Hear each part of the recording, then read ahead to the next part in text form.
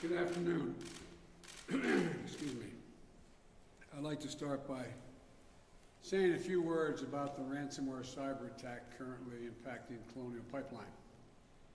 This is something that our administration has been tracking extremely carefully, and I have been personally briefed every day. The Department of Energy is working directly with Colonial to get the pipelines back online and operating at full capacity as quickly and safely as possible. The FBI also is engaged to assess and address this attack. The agencies across the government have acted quickly to mitigate any impact on our fuel supply. And over the weekend, at my direction, the Department of Transportation issued an emergency order to loosen restrictions on truck drivers in order to allow more fuel to be transported by a tanker. We're prepared to take additional steps depending on how quickly the company is able to bring its pipeline back to full operational capacity. The Federal Bureau of Investigation has determined Colonial's network was infected by ransomware, and it's a criminal act, obviously. FBI released details of the attack so others can take steps to prevent being infected. My administration takes this very seriously. We have efforts underway with the FBI and DOJ, Department of Justice, to disrupt and prosecute ransomware criminals. And my administration will be pursuing a global effort of ransomware attacks by transnational criminals who often use global money laundering networks to carry them out. My administration is also committed to safeguarding our critical infrastructure, much of which is privately owned and managed like Colonial. Private entities are making their own determination on cybersecurity, so to jumpstart greater private sector investment in cybersecurity, we launched a new public-private initiative in April. It begins with a 100-day sprint to improve cybersecurity in the electric sector. And we'll follow that with similar initiatives in natural gas pipelines, water, and other sectors. In addition to companies stepping up, we need to invest to safeguard our critical infrastructure. That's one of the many things my American Jobs Plan is designed to do. I also want to update the people on the progress that we've made in our recovery and the next steps that we're going to be taking. As we learned Friday, the economy created 266,000 jobs in April. In fact, altogether, since the time we took office, we've created more than 1.5 million jobs in the country. It's the most jobs created in the first 100 days of any president on record, more than 3 times the solid job creation that President Carter saw in his first 100 days, and more than 6 times what President Reagan saw. In the 3 months before I got here, our country was creating roughly 60,000 jobs a month. In the 3 months since we've gotten here, we've been creating on average 500,000 jobs per month. In the first quarter, our economy grew at 6.4% rate, outpacing the growth we're seeing from our friends in the Eurozone. Because of the American Rescue Plan, forecasters are projecting we'll see the fastest economic growth in nearly 40 years in the months to come. We're moving in the right direction. So let's be clear. Our economic plan is working. I never said, and no serious analyst ever suggested, that climbing out of the deep, deep hole our economy was in would be simple, easy, immediate, or perfectly studied. Remember, 22 million Americans lost their jobs in this pandemic. So, some months will exceed expectations, others will fall short. The question is, what is the trend line? Are we headed in the right direction? Are we taking the right steps to keep it going? And the answer clearly is yes. I also want to offer a bit more detail on the month's jobs numbers in particular. These monthly reports are a snapshot, as you all know. They take 1 week, a moment in time. Since this snapshot was taken around the week of April the 12th, since then, COVID-19 counts are down by more than 40% since then. And vaccination rates among working-age Americans has roughly doubled since then. This survey was taken before every adult was eligible to be vaccinated. So back then, 18% of working-age adults were fully vaccinated. Today, if it were taken, 34% are fully vaccinated. No wonder things in America feel better today than they did back when the survey was taken. With that context, here are the steps we're going to be taking to maintain our progress.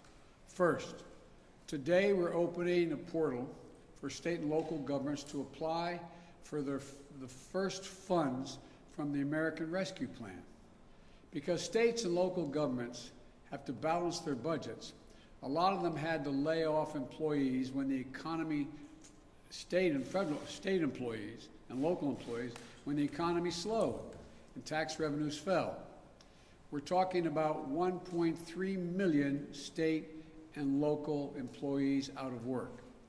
Now the money we're going to be distributing now, is going to make it possible for an awful lot of educators, first responders, sanitation workers to go back to work.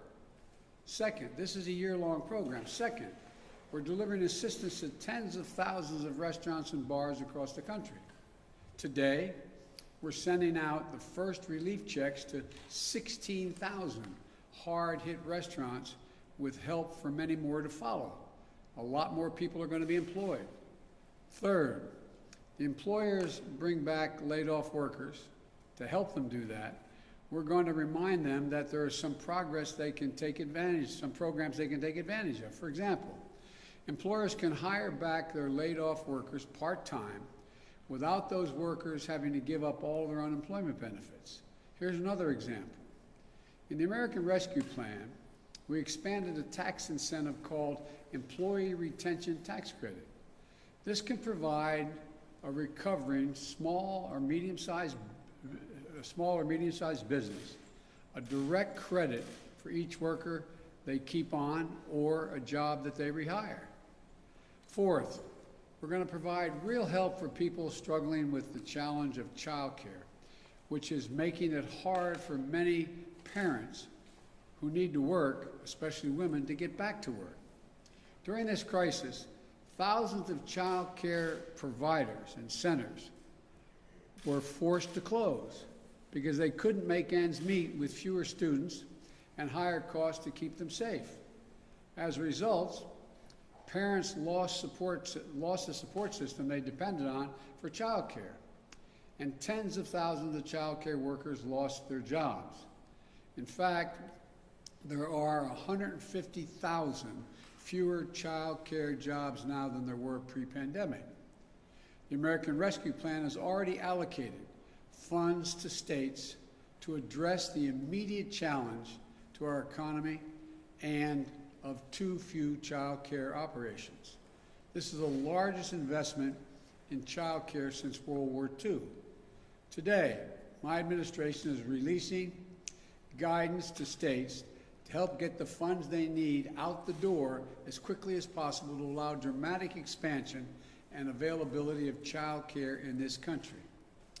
With these funds, states can help hundreds of thousands of providers reopen and stay open and provide safe and healthy learning environments for more than 5 million children. These funds will also allow states to provide over 800,000 families with subsidies to pay for child care. Simply put, it's going to help working parents get back to work. This one-time investment is a real answer to a real problem our economy is facing right now. Well, look, fifth thing we're going to do, we're going to make it clear that anyone collecting unemployment who is offered a suitable job must take the job or lose their unemployment benefits. There are a few COVID-19 related exceptions so that people aren't forced to choose between their basic safety and a paycheck, but otherwise, that's the law. I know there's been a lot of discussion since Friday's report, that people are being paid to stay home rather than go to work. Well, we don't see much evidence of that. That is a major factor. We don't see that, look, it's easy to say the line has been, because of the generous unemployment benefits, that it's a major factor in labor shortages. Americans want to work. Americans want to work. As my dad used to say, a job's about a lot more than a paycheck. It's about your dignity, your place in the community, being able to look your kid in the eye and say everything's going to be okay. I think the people who claim Americans won't work, even if they find a good and fair opportunity, underestimate the American people. So we'll insist that the law is followed with respect to benefits, but we're not going to turn our backs on our fellow Americans. 22 million people lost their jobs in this pandemic through no fault of their own.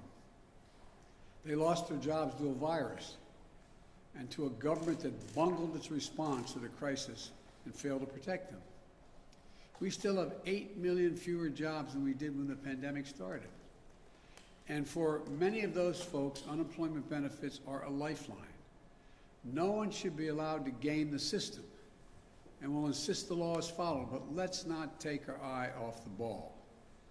Families who are just trying to put food on the table, keep a roof over their head, they aren't the problem. We need to stay focused on the real problems in front of us, beating this pandemic and creating jobs. Again, the law is clear. If you're receiving unemployment benefits and you're offered a suitable job, you can't refuse that job and just keep getting the unemployment benefits. We're also working to overcome all the barriers that may be making it harder for people to get back to work. Child care, getting vaccinated, getting schools open. We're making progress on all these things. And we need others to step up and play a role as well. For example, we need employers to step up in a couple of ways. First, we need them to get help to their people and get them vaccinated. 2 weeks ago, I announced that we will provide a tax credit to employers if they give workers paid time off to get a shot and recover from the effects of the side effects, if there are any. Our economy can't achieve its full potential until we get more people vaccinated. Employers can help that. We also need to recognize that people will come back to work if they're paid a decent wage. The last Congress, before I became president, gave businesses over $1.4 trillion in COVID relief. Congress may have approved that money, but let's be clear, the money came from the American people, and it went from the American people to American businesses, many of them big businesses, to help them get through this pandemic and keep their doors open. I'm not questioning it. It was the right thing to do. But my expectation is that as our economy comes back, these companies will provide fair wages and safe work environments. And if they do, they'll find plenty of workers. And we're all going to come out of this together better than before. So we need to stay focused on creating jobs and beating this pandemic today and building back better for tomorrow. The American Rescue Plan is just that, a rescue plan. It's to get us out of the crisis and back on track, but it's not nearly enough.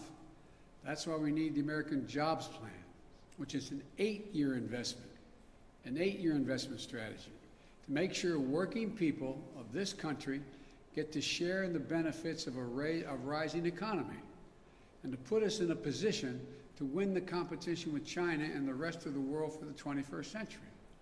That's the next stage. That's what we're doing right now. We're working to get that passed. I want to thank you all, and may God protect our troops. Thank you. Mr. President, if you can't protect critical infrastructure from a criminal actor, how can you possibly protect it from a state actor? We can do both. And we will. Do you think Russia is involved at all implicitly with that attack? I'm going to have a conference. I'm going to be meeting with President Putin, and so far there is no evidence based on from our intelligence people that Russia is involved, although there is evidence that the actors, ransomware, is in Russia. they have some responsibility to deal with this. Thank you. Decided who will get the AstraZeneca doses, Mr. President?